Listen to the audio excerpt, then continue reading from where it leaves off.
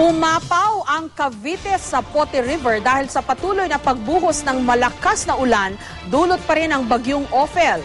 5 barangay sa Bacoor, Cavite ang binaha. Pinayuhan na ang mga residente na lumikas na ng maaga para makaiwas sa sakuna. At live mula sa Bacoor sa Cavite, may report si Ivan Mayrina. Ivan? Yes, Jessica, wala pa rin tigil ang buhos sa ulan sa malaking bahagi ng lalawigan ng Cavite at dito nga sa ating kinatatayuan sa Barangay Zapote ay umiiral pa rin ang abiso para sa preemptive evacuation. Ito ay kasunod nga ng walang tigil na buhos ang ulan na nagpaangat sa water level ng Zapote at Imus River at sa katunayan ay umapaw na nga sa bahagi ng Barangay Aniban 2 at Mabolo 3. Dito lang mismo sa ating kinatatayuan, Jessica, ay umabot ng mahigit 1 talampakan ng tubig dahilan para mas stranded ang ilang sasakyan. Ang magandang balita ay humupa na ang baha sa mga sandaling ito at bahagyaring humina ang buhos ng ulan. Samantala sa ibang bahagi naman ng Cavite, binabantayan din ang Bacau River sa General Trias dahil as of 9 p.m. ay nasa 1 meter na raw ang overflow nito.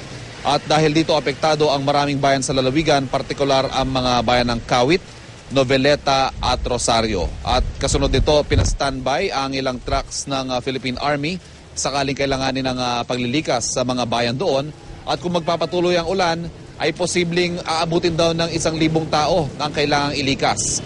Inalerto na ang MDRRMC ng bawat local government unit para sa paglilikas sakaling kailanganin. At Jessica, sa mga oras ito nga ay tulad na nabanggit ko, bahagya ng humina ang ulan at humupa na rin ang baha dito sa ating kinatatayuan. Pero kahit gano'n pa man, hindi naman nagre-relax itong PDRRMC dahil hindi pa rin nga tuloy tumitigil ang pag-ulan dito sa Cavite. Jessica. Okay, Ivan, stress lang natin dahil ito sa pag-apaw ng ilog, hindi dahil sa Manila Bay o hindi dahil sa volume ng ulan na bumabagsak sa kalsada at barado yung mga drain o lahat na ba ng factors na yon? Yes, tama yan, Jessica. Ang dahilan ng pagbaha ay yung malakas na buhos ng ulan sa buong maghapon. Hindi naman daw masyadong lumakas talaga pero dahil nga constant at walang tigil, yun ang dahilan ng pag-apaw ng Bacoor River at gayon din ang ilang river systems dito sa Bacoor. Okay, maraming salamat, Ivan Mayrina.